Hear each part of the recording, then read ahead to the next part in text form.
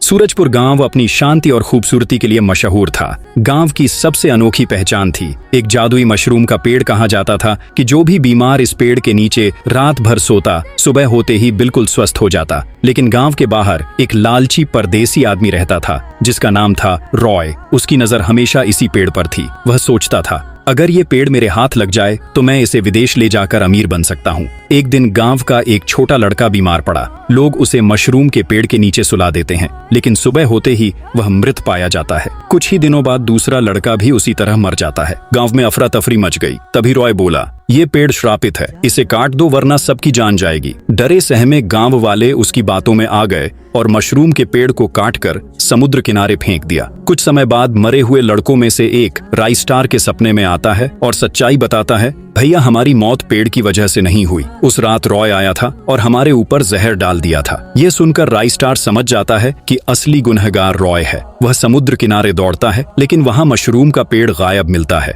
दरअसल रॉय उसे चुराकर विदेश ले गया था। वहाँ उसने बड़े बड़े अस्पताल बनाए जहाँ दवाइयों से नहीं बल्कि उसी जादुई मशरूम से इलाज करता और मरीजों से ढेरों पैसे वसूलता था। जब यह खबर राई स्टार तक पहुंची तो उसका खून खौल उठा। वह भेष बदलकर रॉय के अस्पताल पहुंचा और मरीज बनने का नाटक किया। लालची रॉय बोला, सुबह तक तुम बिल्कुल ठीक हो जाओगे। लेकिन आधी रात को राई स्टार उठ खड़ा हुआ। उसने मशरूम का पेड़ अपने कब्जे में लिया और गुस्से में पूरे अस्पताल को आग के हवाले कर दिया। अब सवाल ये है, क्या राई स्टार ने सही किया या गलत?